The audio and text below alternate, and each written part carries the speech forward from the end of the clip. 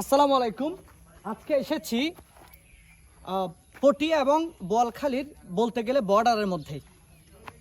এই পাশ পটিয়া, এই পাশ পটিয়া, আর এই পাশ বোয়ালখালী। এই যে দেখতে পাচ্ছেন এই উঁচু দালানটি, এটি হচ্ছে হযরত বরপীর আব্দুল কাদের জিলানী রহমতুল্লাহ আলাইহির আস্তানা শরীফ বোয়ালখালীতে। আমরা এসেছি এই জায়গায়, জানবো ওনার ইতিহাস, সে আস্তানা শরীফ কেন গঠিত হয়েছে, কি কারণে গঠিত হয়েছে। যেহেতু তিনি বাগদাদের একজন সুফি সাধক ছিলেন, তিনি তার মাজার বাগদাদে অবস্থিত, কিন্তু তিনি তার আস্তানা শরীফ এখানে কিভাবে হলো আমরা জানার চেষ্টা করব। আমার সাথে থাকবেন।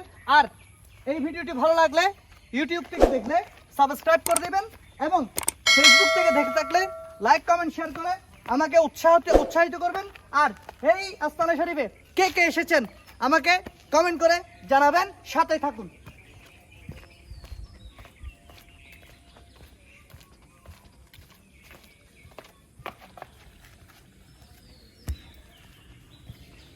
আসসালামু আলাইকুম, ভালো আছেন? আচ্ছা, আপনি কি এখানে তত্ত্বাবধায়ক পরিচালনা হিসেবে আছেন, খাদেম হিসেবে আছেন? আমি খাদেম হিসেবে আছি এখানে। আচ্ছা খাদেম। আচ্ছা, বলেন তো এটার ইতিহাসটা কি আসলে? আমরা যতটুকু জানি গৌসে পাকের রওজা শরীফ বাগদাদে। আসসালামু আলাইকুম। একটু বলেন। আসসালামু আলাইকুম। আমার গৌসে পাকের আসল মাজার হচ্ছে বগদা শরীফ। ওনার বাড়িও গৌসে পাকের বাবার নাম হচ্ছে আবু মুসা সালেগঞ্জি। আমার গৌসে পাকের আম্মাজান হচ্ছে উম্বুল হাইরি ফাতেমা আনহারি দিয়াল্লাহু তাআলা। তো উনি যে সময় দুনিয়া থাকা অবস্থায় উনি এখানে সফর আসছিল, এখানে আয় বসছে, এখানে আল্লাহর ইবাদত করছে, এখানে ইসলাম প্রচার করার জন্য উনি এখানে আয় বসেছেন, ইসলাম প্রচার করার জন্য। তো এই কুলের শিরোমণি এদের সম্রাট হচ্ছে আমার গৌসুল আজম।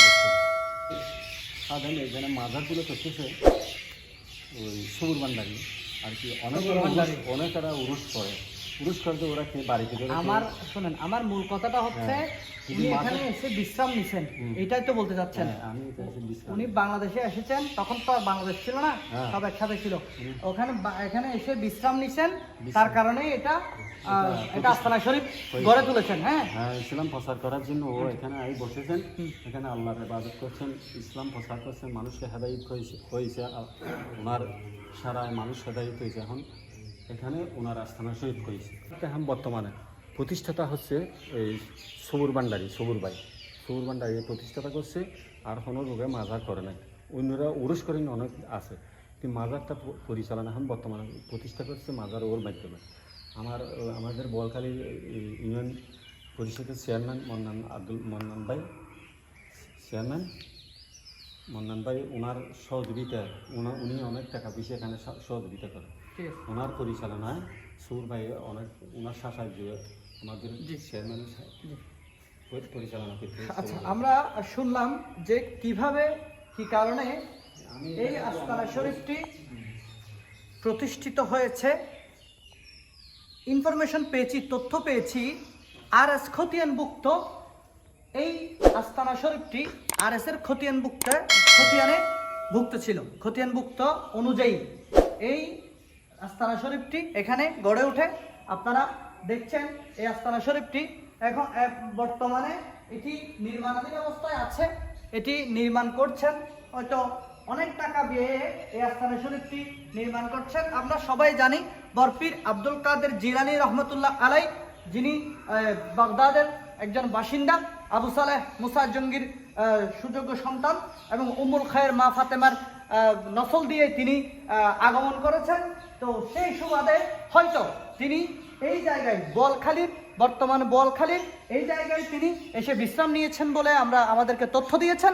সেই হিসেবে আমরা বলছি এখানে বিশ্রাম নিয়েছেন, সেই সুবাদে তিনি এই আস্তানা শরীফটি গড়ে উঠেছে। অনেক সূত্রে জানতে পেরেছি এই জায়গায় রাত হলে এই স্থানে আপনার এই হরিণ এবং হাতি এগুলো এখানে এসে সম্মান করে, শ্রদ্ধা করে, যার ফলে অনেকেই বিভিন্ন জনের মানুষ বিভিন্ন কিছু নিয়ে মানত নিয়ে এসে হয়তো আস্তানা শরীফের উসিলায় অনেক কিছু পূরণ হয়েছে, সেরকম তথ্য আমি পেয়েছি। তো আপনারা সবাই দেখুন তার আস্তানা শরীফটি। এটি মূলত কতদিন আগে আসলে এটি হয়েছে আমি জানি না, তবে আরএস ভুক্ত খতিয়ানে যে উল্লেখ আছে যে এটি এই জায়গায় আছে, সেই হিসাব মোতাবেক এখানেই আস্তানা শরীফটি গড়ে উঠেছিল। আচ্ছা খালেদ সাহেব, আমরা যে শুনেছি এই যে এখানে হরিণ আছে, হাতি আছে, আসলে কথাটা কতটুকু সত্যি একটু বলেন তো। সত্য, হাতিয়া এখানে মাজার সালাম করতেন আগে আগে তো একটু দূরে ছিল, হাতি এখন দূরে সরে গেছে, একটু দূরে সরে গেছে। মাঝে মাঝে আসতো, কয়েক বছর আগে, কয়েক বছর আগে এখানে ফুট দেখা যেত, হাতি হাতের ছাপ দেখা যেত, সরতা দিয়ে হাতি সালাম করতো রাত্রে। অনেক সময় আমরা দেখেছি এখানে, ওই ভান্ডারি তারাও দেখছে, সবুর ভাই রাতের বেলা একটা আর কিছুদিন আগে, কয়েক বছর। আচ্ছা, দেখতে পাচ্ছেন যে এই এতটুকু সবার সহযোগিতায় এই জায়গাটি, এই দালান কোঠাটি নির্মিত হয়েছে। আরো কিছু সহযোগিতা যদি পাওয়া যায় তাহলে পরিপূর্ণভাবে এই আস্তানা শরীফটি সৌন্দর্য বর্ধন করা হবে। আমরা এই আব্দুল কাদের জিলানী রহমতুল্লাহ আলাইহের এই আস্তানা শরীফটি যেভাবে সৌন্দর্যভাবে যেভাবে তৈরি করা হয়েছে, আমরা চাই বলে কালান্দার শাহ রহমতুল্লাহ আলাই এবং মহিউদ্দিন শাহ রহমতুল্লাহ আলাই, সাথে সাথে কাফতান শাহ অথবা কাতান শাহ রহমতুল্লাহ আলাই, এদের আস্তানা শরীফও যাতে এভাবে সৌন্দর্যবর্ধক হয়, এভাবে যাতে সুন্দর করে তৈরি করা হয়।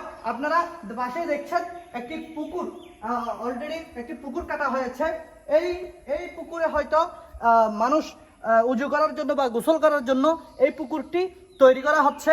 আপনারা শুনেছেন হাতি এবং হরিণের গল্প, না জানি আরো কত কিছুই মানুষের অগোচরে, আরো কত কিছুই এই আস্তানা শরীফে শ্রদ্ধা করার জন্য, সম্মান করার জন্য আসেন, এবং আমরাও এসেছি শ্রদ্ধা এবং সম্মান জানাতে। আজ এইটুকুই, দেখা হবে আগামী কোনো প্রতিবেদনে। সে পর্যন্ত আপনারা ভালো থাকুন, সুস্থ থাকুন, ধন্যবাদ।